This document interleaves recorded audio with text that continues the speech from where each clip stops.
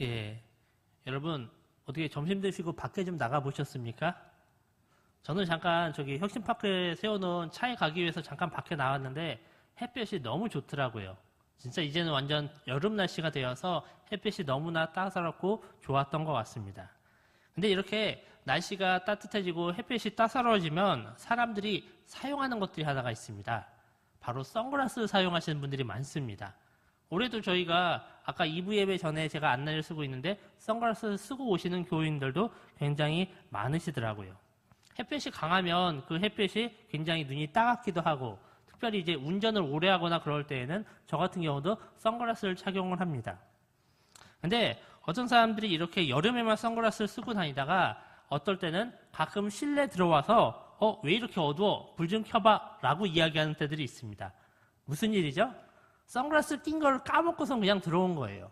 그러고서는 그냥 왜 이렇게 어두울까? 분명 자기는 실내에 들어왔는데 화내야 되는데 왜 이렇게 어두울까라고 이야기를 하는 경우들이 있습니다. 자신이 쓴 그 선글라스를 벗기만 하면 금방 환해질 거고 불 켜진 것들이 다 보일 텐데 지금 자신의 눈에 선글라스가 있으니까 그 선글라스를 끼고 안을 바라보니까 그 안이 불을 안 킨 것처럼 어두컴컴하고 침침하게 그렇게 보이는 것처럼 착각을 하는 것이죠. 어떻게 보면 사람들은 이렇게 자신의 안경을 가지고 세상을 바라볼 때가 있습니다. 아니, 일부 사람만 그런 것이 아니라 모든 사람이 다 자신의 안경을 가지고 세상을 바라봅니다. 물론 그 안경에 까만 렌즈가 있으면 어떻겠습니까? 세상이 까맣게 보일 것입니다. 그리고 그 렌즈에 빨간 렌즈가 있으면 어떻겠습니까? 온 세상이 빨갛게 보일 것입니다. 그러면 이 안경은 어떻게 생기는 것일까요? 이것은 바로 우리가 살아가는 우리의 삶, 그리고 우리가 살고 있는 우리 지역의 문화, 그리고 내가 만나는 사람들을 통하여서 우리가 끼는 안경, 이거 이제 어려운 말로 세계관이다라고 이야기하는데 그 자신 나름만의 그 안경을 가지게 됩니다. 그리고 그 세계관을 가지고 세상을 바라보며 살아가고 있습니다. 오늘 말씀을 보면 하나님께서 이스라엘 백성들에게 무엇을 경고하고 계십니까? 오늘 설교 제목에 나오는 것처럼 그처럼 행하지 말라라고 경고를 하고 계십니다. 무엇을 그처럼 행하지 말라라는 것일까요? 오늘 본문을 보면 하나님께서 너희에게 약속한 땅을 주셔서 너희가 그 땅을 차지하게 될 것인데 그 땅에서 너희가 지켜야 될 규례와 법도가 있다라고 하십니다. 원래 그 땅에 살고 있던 민족들이 계속 자신들만의 그 신들을 섬겨왔었고 그 신을 섬기면서 높은 산이나 작은 산이나 곳곳에든지 어디든지 제단을 만들어 놓고 우상을 만들었습니다. 근데 하나님은 너희가 가서 그 모든 것들을 다 허물어 버리고 이전에 그들이 우상을 섬기던 방식으로 예배를 드리고 우상을 섬기지 말라. 너희가 그렇게 행하지 말라라고 이야기를 하고 계십니다. 그래서 하나님께서는 그들에게 새로운 계명을 주시고 그들이 그 계명을 따라 율법을 따라 하나님만을 섬기도록 그렇게 이야기하고 계십니다. 사실 이것은 하나님이 이스라엘 민족을 가나안 땅에 들이시면서 가장 신경을 쓰신 부분입니다. 이스라엘 민족이 혹시 가나안 땅에 들어가서 그 땅의 거민들과 함께 살아가다가 혹시 그 사람들이 섬기던 우상 숭배를 그대로 따라할까봐 그들이 이방의 풍속을 그대로 따라할까봐 하나님은 그것을 가장 신경 쓰셨고 그것을 해결하기 위해서 계속적으로 너희들에게 그렇게 행하지 말라라는 명령을 주신 것입니다. 또 실제로 신명기 20장을 보면 하나님께서는 그것을 방지하기 위해서 너희가 어느 성을 정복하고 나면 그 성의 남자들을 다 죽이라라는 명령까지도 주셨습니다. 그 땅의 거민들과 함께 살아가다 보면 아무래도 그들에게 영향을 받게 되고 그들이 우상 숭배하던 습관을 그대로 따라하게 되니까 아예 그 백성들을 전부 다 쫓아내고 너희들은 오직 나의 말씀만 따라서 그렇게 살아라고 이야기를 하셨던 것입니다. 그리고 하나님은 너희가 그곳에서 그전에 이방 민족들이 하던 그 우상 숭배를 하지 말고 하나님이 명하신 곳에 가서 그곳에서 번제와 제물과 11조를 드려라. 너희가 바로 규례대로 하나님만 섬기라라고 이야기를 하고 있습니다. 분명 하나님은 하나님의 언약을 다 지키셔서 그 이스라엘 민족이 하나의 민족이 될 수 있도록 만들어 주셨고 또 그들이 가나안 땅에 온전히 들어가도록 하나님이 그들을 잘 들여보내 주셨습니다. 어떻게 보면 하나님의 계획대로 아브라함 때부터 세우신 그 계획들이 하나하나 차근차근 잘 이루어지고 있는 것입니다. 그런데 하나님께서는 왜 이렇게 백성들에게 또 명령을 주셔서 너희들이 꼭 그것들을 따르지 마라, 나의 율법만을 따르라 라고 명령을 하고 계실까요? 그것은 바로 인간이란 존재가 종교에 의지할 수밖에 없는 존재이기 때문입니다. 지금은 2018년입니다. 성경에 나오는 시대보다는 거의 몇천 년이나 시간이 훨씬 더 많이 지났고 그때에 비해선 지금 세상은 너무나도 많이 바뀌어져 있습니다. 지금 시대에는 과학이 너무나도 잘 발달해서 사람들이 어디든 가지 못할 것이 없고 또한 손안에 핸드폰 하나만 있으면 이것을 가지고 너무나도 많은 일들을 쉽게 처리할 수가 있습니다. 근데 여러분, 이렇게 아무리 과학이 발달하였다라고 해도 아무리 세상이 좋아졌다라고 해도 분명 인간이 할 수 없는 한계들은 분명히 있습니다. 오히려 과학이 더욱더 발달하고 사람이 잘 살아가면서도 그 가운데에서 끊임없이 문제들이 생기는 것들을 저희가 볼 수가 있습니다. 일단 지금 사회에서 심각한 문제가 무엇이 있을까요? 환경오염에 대한 문제들이 심각할 것입니다. 요즘은 그래도 날씨가 좋지만 얼마 전까지만 해도 미세먼지 때문에 창문을 닫고 살아가야 되고 밖에 나갈 때는 꼭 마스크를 써야 되는 그러한 문제들도 있었습니다. 또 오늘도 저희가 이렇게 주일이라 아침부터 모여서 저희가 여러 곳에서 예배를 드렸습니다. 근데 이렇게 사람들이 한번 모이고 나면 무슨 문제가 생길까요? 쓰레기가 발생을 합니다. 그 쓰레기가 너무나도 많이 생겨서 그것을 버릴 때도 저희가 돈을 내고 버려야 되고 나중에는 그 쓰레기 버리는 것들도 가득 차버리게 되면 그것도 또 하나의 큰 사회적인 문제가 됩니다. 이렇게 아무리 과학이 발달하고 사람들이 발전한다라고 해도 그 가운데 문제는 끊임없이 생기게 되고 인간이 가진 한계들은 분명히 있게 됩니다. 또 인간의 삶 가운데서 또 어떤 문제들이 있겠습니까? 지금은 전 세계적으로 자본주의를 표방하고 있습니다. 그동안 굳게 문을 걸어담갔던 북한도 이제는 그들이 개방을 하겠다, 자본주의를 받아들이겠다, 원조를 받겠다라고까지 그렇게 이야기를 하고 있습니다. 근데 전 세계가 그렇게 다 자본주의라면 전 세계 모든 사람들이 다 행복하게 잘 살아갑니까? 그러지 않습니다. 오히려 부익부 빈익빈이라고 해서 오히려 돈 있는 사람들은 훨씬 더 쉽게 부자가 되고 가난한 사람들은 더욱더 어려운 삶을 그렇게 살아가고 있습니다. 나라마다 이런 양극화 문제가 점점 더 심각해지고 있고 오히려 이것은 나라별로도 그런 문제들이 나타나고 있습니다. 몇 년 전에는 유럽에 있는 그리스가 국가부도의 위기를 맞았습니다. 그래서 뉴스에도 계속 나오고 그랬었죠. 근데 요즘은 또 나오는 게 이탈리아도 국가의 재정이 너무나 어려워서 좀 있으면은 크게 문제가 될 것이다 라는 이야기들도 그렇게 나오고 있습니다. 이렇게 전 세계적인 경제적인 문제들이나 빈익빈 부익부 이런 양극화의 문제들에 대해서 혼자 개인이 나의 능력으로 나의 어떤 지혜를 가지고 그것들을 해결할 수가 있겠습니까? 이것은 결코 한 개인이 해결할 수는 없는 문제입니다. 결국 우리 인간이 아무리 노력하고 아무리 수고하여도 그 가운데 해결할 수 없는 여러 가지 문제들은 끊임없이 계속적으로 발생을 하고 있습니다. 그렇게 되면 인간은 어떻습니까? 나의 문제를 해결할 수 없고 여러 사람이 함께 모여서도 그것들을 해결할 수가 없으니까 그것들을 해결해 줄 수 있는 다른 영적인 존재를 찾게 됩니다. 그리고 그 영적인 존재에게 기도를 하고 제물을 바치고 그들이 자신들의 문제를 해결해 주기를 바라면서 살아가고 있습니다. 그것을 저희가 통틀어서 종교다라고 이야기를 하고 있습니다. 가나안 민족도 그들이 살아가면서 그들이 섬기던 우상이 있었습니다. 그들이 살고 있던 땅에서 그들 나름대로 우리는 이 땅에서 이런 것들이 필요하니까 우리가 이 신에게 기도를 해야 되겠다. 이 땅에는 이런 것들이 잘 되어 있으니까 저런 것들을 신으로 삼아서 우리가 기도해야 되겠다라는 우상들이 있었습니다. 성경에 나오는 대표적인 바알과 아세라 신들이 그런 우상들이었습니다. 그런데 이런 영적인 존재들은 인간 눈에 보이지가 않는 존재입니다. 그러다 보니까 저희가 그 존재들에게 아무리 열심히 기도를 해도 그 존재들이 우리의 기도를 잘 듣고 있는지 정말 그것이 이루어지고 있는지 저희가 알 수가 없습니다. 그러니까 사람들이 어떻게 합니까? 기도를 더욱더 열심히 합니다. 그것이 응답이 되는지 안 되는지 알 수가 없으니까 오히려 그것을 내가 되는 쪽으로 믿어보자 라면서 더욱더 열심히 기도를 한다라는 것입니다. 열왕기상 18장에 보면 엘리야와 바알 선지자 450명 그리고 아세라 선지자 400명이 서로 대결하는 장면이 나옵니다. 너무나도 유명한 장면이죠. 거기에서는 그들이 제단을 쌓아놓습니다. 한쪽에는 엘리야가 쌓은 제단, 한쪽에는 바알 선지자와 아세라 선지자가 쌓은 제단이 있습니다. 그리고 거기에 이제 짐승을 올려놓고 나서 그들이 서로 기도를 합니다. 순서를 정해서 먼저는 바알과 아세라를 믿는 선지자들이 기도를 하기 시작합니다. 근데 그들이 아침부터 아무리 기도하여도 아무 반응이 없습니다. 원래대로라면 우리가 신에게 열심히 제단을 쌓아놓고 기도하면 그 신이 살아있다면 하늘에서 불이 내려와서 그 제단을 태워야 되는데 바알과 아세라를 믿는 그 선지자들이 아무리 열심히 기도하여도 그 어떤 반응도 나오지가 않습니다.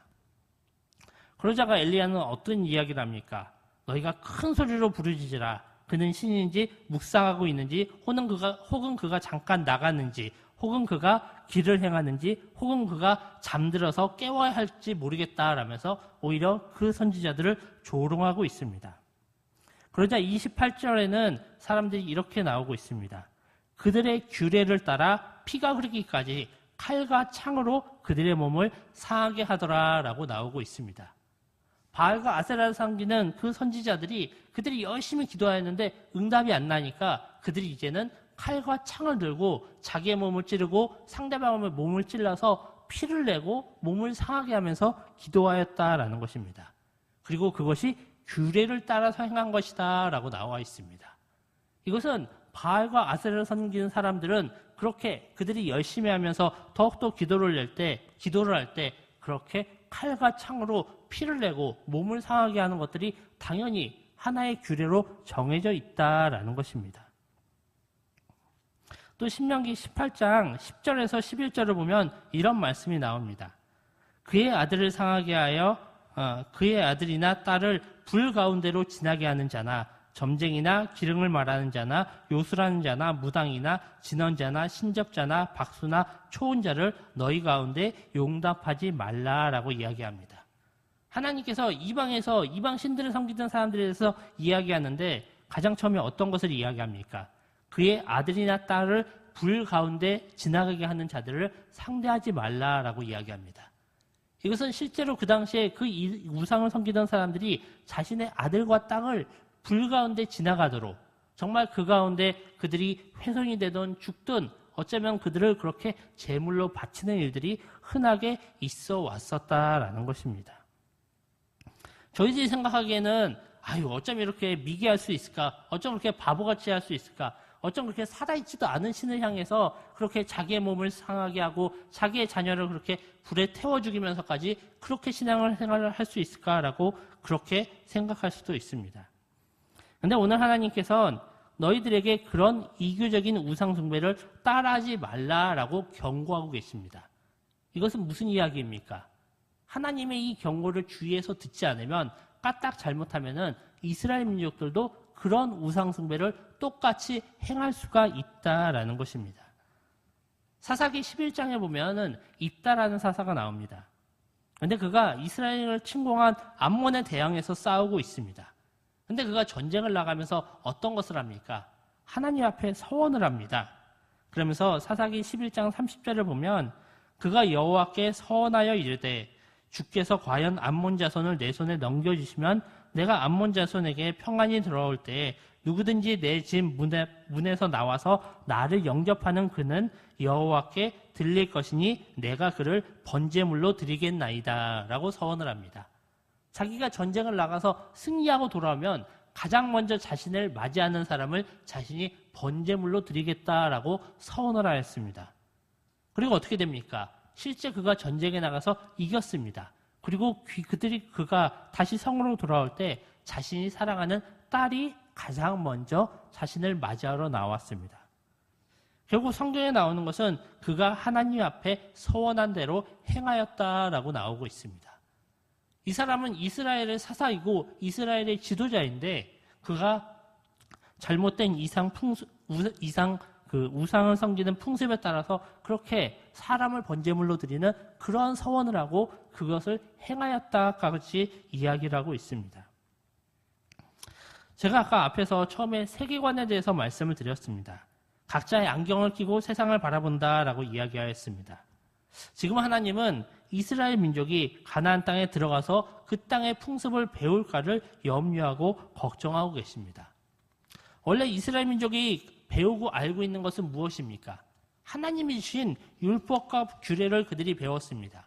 그들이 가나안 땅에 들어가기 전에 40년간 그들이 광야에서 훈련하면서 매일매일 하나님이 주시는 만나와 메추라기를 먹고 그들이 그 광야 땅에서 이방 민족의 위협을 받으면서도 하나님이 날마다 그들을 지켜주고 보호해 주심을 그들은 경험하였습니다. 그리고 하나님이 그들에게 율법을 주셔서 서로 언약을 맺는 일들도 있어 왔습니다. 그런데도 하나님은 그들이 이방 땅에 들어갔었을 때 그곳에서 이방의 풍습을 그대로 따라할까, 그것을 그대로 행할까봐 그것들을 행하지 말라라고 주의하고 계시고 경고하고 계신 것입니다. 기존에 이방을 믿는 사람들, 이방 사람들이 우상숭배를 하던 것, 그 우상숭배라는 규칙들은 누가 만들었습니까? 사람이 만들었습니다. 사람이 만들다 보니까 어떤 것들이 들어갈까요? 사람의 노력이 들어갑니다. 어떻게 하면 내가 나의 열심과 노력을 가지고 내가 최대한 신에게 잘 보일 수 있을까? 어떻게 하면 보이지 않는 신에게 나의 모든 것들을 다 드러낼 수 있을까? 그렇게 하기 위해서는 사람들은 더욱더 열심을 내고 경쟁을 하고 더욱더 자신이 가진 더 귀한 거, 더 흔하지 않은 것들, 심지어 인간까지도 바치는 일들까지 그렇게 하였다라는 것입니다. 그러다 보니까 우리가 어느 신에게 기도하느냐라는 것보다 내가 어떤 내용을 기도하느냐라는 것보다 더 중요한 것이 내가 얼만큼 열심을 내서 나의 열심을 가지고 기도하느냐라는 것들이 중요하게 되었습니다. 반면에 이스라엘 민족에게 가지고 있는 그들의 규례와 율법은 누가 주신 것입니다? 하나님이 주신 것입니다. 하나님이 그 이스라엘 민족에게 하나님의 말씀에 따라 율법과 규례를 주셨습니다. 그러다 보니까 하나님은 그것을 정확하게 정하셨습니다. 너희가 제물을 바칠 때는 어떻게 해야 된다. 그 제물의 양은 어떻게 해야 되고 그것을 언제 태워야 되고 그것을 나중에 분배할 때는 누구에게 어떻게 분배해야 된다라는 것까지 정확하게 나누어 주셨습니다. 이스라엘 백성들은 요즘 사람들이 하는 말로 오버할 필요가 없었습니다. 하나님을 섬기는 데 있어서 하나님이 정해주신 규례가 분명했으니까 그것을 따라서 그대로 행하기만 하면 됐습니다. 하지만 이방 사람들은 어떻습니까? 그들은 자신들이 정한 것을 따르다 보니까 어떻게 하면 내가 다른 사람보다 더 낫게 기도할 수 있을까? 더 열심을 가지고 기도할 수 있을까? 더 오래 기도할 수 있을까를 가지고 경쟁을 하다 보니 그들이 계속적으로 오버하면서 점점 더 귀한 것, 값진 것, 그러다 보니 점점 더 그들이 드리는 제사가 끔찍한 것들로 변해갔다라는 것입니다. 이렇게 계속적으로 잘못된 것들을 행하는 그 인간들, 어떻게 보면 저희 사람들에게는 안 좋은 습성이 있습니다. 원래 저희들에게 있었던 것은 아니고 저희가 타락하면서 그 죄성으로 인해서 인간이 오염되면서 나오게 된 것인데 바로 인간들은 인내를 하지를 못합니다. 그리고 만족하지를 못합니다. 사람들이 인내하고 기다리지를 못하니까 어떻습니까? 최대한 빨리 기도응답을 받기를 원합니다. 그러다 보니까 자신의 기도응답이 이루어질 때까지 온갖 열과 성을 다하여서 기도를 합니다. 또 그렇게 하다 보니까 그것이 더 안 되니까 어떻게 합니까? 거기에서 더 나아가서 오버해서 기도를 하게 됩니다. 또 인간은 만족을 하지 못합니다. 내가 어느 정도 했으면, 이 정도 했으면 내가 하나님이 정하신 이만큼 했구나 라는 것에 만족해야 되는데 그것에 만족하는 것이 아니라 계속적으로 주변을 바라보며 저 사람은 얼만큼 했지? 나는 그거보다 더 해야 되지. 나는 저 사람보다 더 많이 해야지 라는 것에 대해서 결코 만족하지 못하고 끊임없이 주변 사람과 비교합니다. 그리고 남들이 하면은 자신은 그것보다 더 하기 위하여서 점점 더 그것을 가지고 경쟁하게 되고 결국 그것을 놓고 더 오버해서 기도를 하게 됩니다. 인간이 가진 그 죄성이 이러다 보니까 하나님이 정해주신 그 규례와 율법을 지키는 것, 그것만으로는 인간이 만족을 할 수가 없습니다.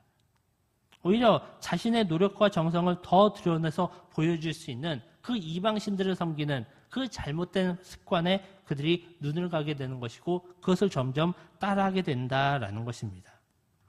이것은 이스라엘 민족의 경우입니다.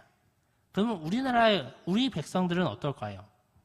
오늘이 지금 저희가 국내 선교 주간으로 함께 예배를 드리고 있는데 저희 나라는 이스라엘 민족과는 다릅니다. 저희는 먼저 어떤 안경을 꼈을까요? 저희는 먼저 복음이 전파되기 전에 이 땅에서 오래된 토속 종교들이 있었습니다. 민속 신앙들이 있었습니다. 그것에 대한 안경들을 저희들은 오랜 세월 동안 쓰고 있었습니다. 항상 사람들이 사는 마을 앞에는 마을에 들어가기 전에 천하대장군과 지하 여장군이 있습니다. 그리고 마을에 있는 큰 나무나 돌이 있으면 어떻습니까? 항상 거기에 띠를 띄우고 거기에 성황당을 지어놓고 그것을 마을의 수호신처럼 여기면서 그렇게 살아왔습니다. 또 각 가정마다도 그 집에서도 곳곳에 성주신이니 주황신이니 곳곳에 이 집을 지켜주는 신들이 있다라고 생각하면서 그 신들에게 정한수를 떠놓고 기도하는 것들이 우리 민족의 일상이었습니다. 그렇게 우리 민족이 몇천 년 동안 살아오다가 복음이 이 땅 가운데 전파가 되었습니다. 그러고 나서 사람들이 복음을 받아들였는데 사람들이 복음을 받아들이면 어떻게 해야 됩니까? 기존에 있는 안경을 빼고 새로운 안경을 껴야 되는데 많은 사람들이 새로운 안경을 그냥 쓰게 돼서 두 개의 안경을 겹쳐서 쓰게 되었다라는 것입니다. 이것을 저희가 혼합되었다라고 표현을 합니다. 그래서 쉽게 이야기해서 토속신앙과 기독교가 혼합되어서 짬뽕이 된 신앙생활을 사람들이 하고 있다라는 것입니다.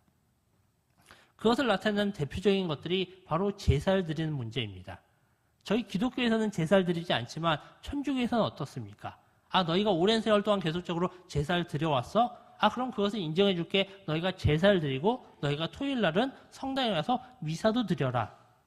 어떻게 하면 제사를 드린다라는 것은 자기 조상의 신을 믿는다라는 것인데 천주교는 그것도 인정을 해주고 너희가 토요일 날은 교회에 와서 성당에 와서 너희가 또 예수 그리스도께 기도하라 라면서 그 두 가지를 다 인정을 해주었다라는 것입니다. 기독교도 그렇습니다. 천주교만 그런 모습이 있는 것이 아니라 기독교도 그런 모습들이 계속적으로 있어 왔습니다. 그럼 기독교가 가지고 있는 혼합종교의 모습은 어떤 것일까요? 어떻게 보면 이 부분은 굉장히 주의 깊게 들어야 되는데 저희가 생각하는 혼합종교의 모습은 우리가 기도하면 하나님이 반드시 들어주신다라는 것이 하나의 잘못된 전제인 것 같습니다. 물론 저희가 기도하시면 하나님이 들어주신 것은 맞습니다. 하지만 하나님이 마치 우리가 돈을 넣어서 물건을 뽑는 자판기처럼 내가 원하는 어떤 것을 다 기도하기만 하면 하나님이 그대로 응답을 하여 주신다라는 것은 성경에 있는 내용과는 맞지가 않습니다. 저희가 그것을 얻기 위해선 그 기도의 제목들을 얻기 위해선 그 전에 먼저 저희가 하나님 앞에 순종하는 것, 저희가 하나님의 말씀과 계명을 그대로 살아가는 저희가 하나님 앞에 순종하는 그 행위들이 수반되어야 됩니다. 초기에 이 땅에 기독교가 전파가 될 때에는 그 복음이 순수하게 전파가 되었습니다. 근데 교회에서 점점 사람들을 불러가기 위해서 사람들을 점점 교회로 모으기 위해서 어떤 이야기를 하기 시작했습니까? 교회에 오면 복받고 부자 된다라는 이야기들을 하기 시작했습니다. 그것이 점점 더 사람들에게 많이 퍼져나갔습니다. 그리고 그것은 정말 사람들의 욕심을 충족시키는 그런 복음이 전파되기 시작한 것입니다. 그리고 그것으로 인하여서 한국교회가 급성장을 하게 되었습니다. 그러다 보니까 교회를 다니는 사람들은 많아졌는데 교회의 숫자는 많아졌는데 그 가운데 하나님을 전심으로 섬기는 사람들은 적게 되었다라는 것입니다. 어떻게 보면 복음의 핵심은 우리가 예수 그리스도를 나의 구주로 모시는 것입니다. 내가 그분의 말씀을 따라 살아가는 것이고 이제는 내 중심, 내 뜻이 아닌 하나님의 뜻에 따라 하나님의 말씀대로 살아가는 것이 바로 복음입니다. 하지만 우리가 교회를 다니면 복받고 구원받는다라는 복음을 우리가 쉽게 이야기를 하다 보니 사람들이 교회에서 예수 그리스도를 따르는 것, 하나님의 말씀대로 살아가는 것, 십계명을 지키는 것은 관심이 없고 어떻게 하면 내가 그냥 하나님 앞에 열심히 기도할 수 있을까? 내가 열심히 기도하기만 하면 하나님이 내 기도를 다 들어주시겠지. 하나님은 마치 하나의 자판기처럼 내가 기도 제목을 넣기만 하면 거기에 대한 상품을 주시는 분인 것처럼 그렇게 인식하게 되었다라는 것입니다. 그러다 보니 사람들이 교회에 와서 기도하는 것들은 열심히 하는데 보통의 생활들은 어떻게 합니까? 세상의 사람들과 똑같은 삶을 살아갑니다. 세상에서 하나님의 말씀대로 십계명을 지키면서 살아가는 모습들은 없이 단지 교회에서 예배드리고 기도드리는 것에만 너무나 집중을 하게 되었습니다. 그러다 보니까 사람들의 신앙생활이 제대로 균형 잡지 못하게 되었고 사람들이 그 가운데서 하나님을 온전히 섬기는 것이 무엇인지도 바르게 깨닫지를 못하게 되었습니다. 이렇게 복음의 핵심이 없이 예수 믿으면 복 받는다라는 이야기만 전하다 보니 사람들이 계속적으로 교회에 와서도 하나님이 나에게 복을 주시지 않을까, 하나님이 나에게 복을 주시면 지금 내 인생이 바뀌어야 되는데 내가 훨씬 더 부자가 되고 내 자녀들도 훨씬 더 잘 되고 내 남편도 잘 돼야 되는데 왜 그렇지 않을까라는 모습에서 사람들이 괴리감을 가지게 됩니다. 아까 오전에도 담임 목사님이 섭리의 은혜에 대해서 설교를 하셨습니다. 저희는 하나님이 안 보이는 순간에도 하나님이 저희와 함께하고 계시고 역사하고 계시다라는 사실을 기억해야 됩니다. 그리고 우리가 기도하는 것, 그것에 대해서 기도의 응답이 더딜 때에도 하나님이 여전히 우리와 함께하고 계시는구나, 하나님이 그 가운데도 나의 기도를 듣고 계시는구나 라는 것들을 확신해야 됩니다. 그리고 우리가 예상치 못한 그런 고난이 다가올 때에도 우리는 여전히 하나님이 나와 함께하고 계시다라는 것들을 믿으면서 살아가야 됩니다. 저희가 국내 선교를 한다는 것은, 전도를 한다는 것은 이 기독교의 바른 복음을 전하는 것입니다. 쉽게 사람들을 교회에 초대하기 위해서 교회에 오면 좋아요, 신앙생활하면 좋아요, 예수 믿으면 단순히 복받아요 라는 것이 아니라 우리가 예수 그리스도를 믿는다는 것이 이방 사람들처럼 그렇게 나의 열심만을 가지고 나의 그냥 그 기도만을 가지고 이방신을 섬기는 것이 아니라 정말 예수 그리스도를 나의 구주로 모시고 그분의 말씀과 계명에 나의 삶을 맞추는 삶을 저희는 살아가야 됩니다. 그리고 먼저 교회를 다닌 사람들, 먼저 믿게 된 저희들이 그 말씀을 따라 그렇게 신앙생활을 해나가야 될 것입니다. 1900년대 초반에 기독교가 이 땅에 전파되었을 때는 그 순수한 복음이 많이 전파가 되었습니다. 그래서 그 당시에는 사람들이 기독교인들, 야소교인들이다라고 그러면 세상 사람들과 다르게 보았습니다.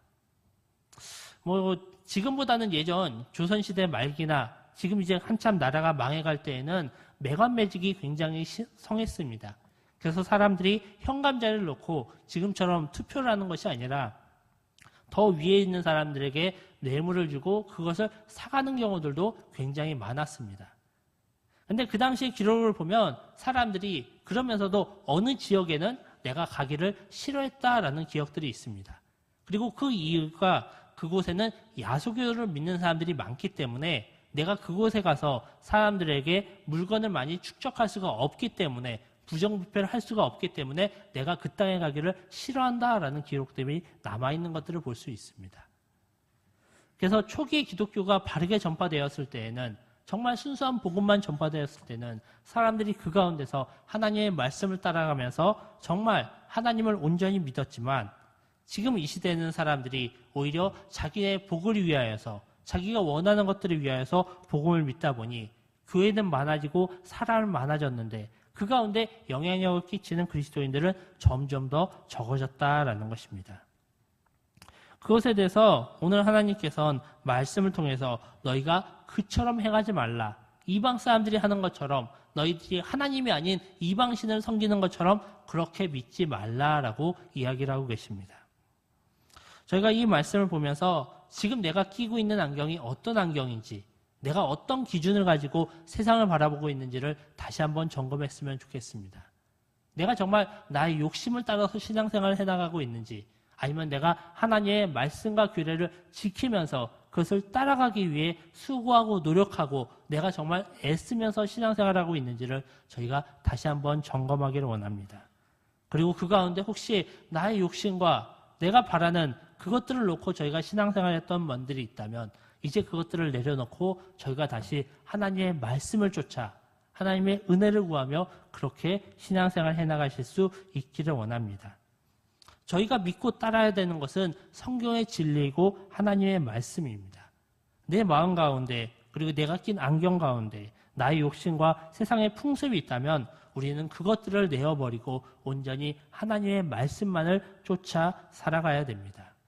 우리 영광교회 교인들이 그렇게 하나님의 말씀만을 온전히 쫓아 살아가실 수 있기를 원합니다. 이 시간 제가 기도함으로 말씀을 마치겠습니다. 하나님 아버지, 저희가 오늘 하나님께서 그 이방 민족을 혹시 이스라엘 민족이 따를까봐 경고하시고 두려워하는 모습들을 보았습니다. 너희가 그렇게 행하지 말라라는 말씀들을 보았습니다.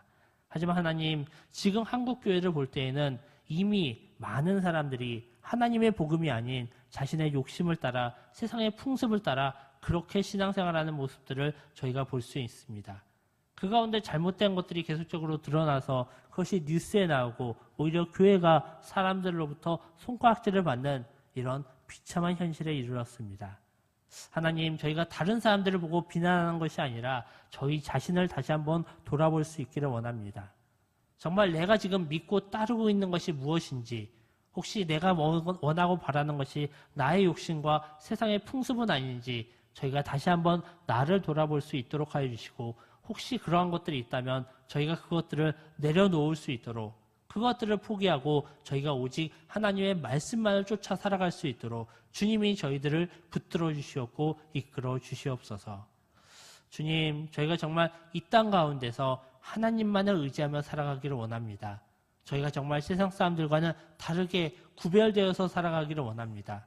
저희가 그렇게 살아가기 위하여서 저희가 정말 하나님의 말씀에 바른 안경을 끼고 살아갈 수 있도록 주님이 저희들을 붙들어 주시옵고 이끌어 주시옵소서. 이 모든 거 우리 구주 예수 그리스도 이름 받들어 기도드리옵나이다. 아멘.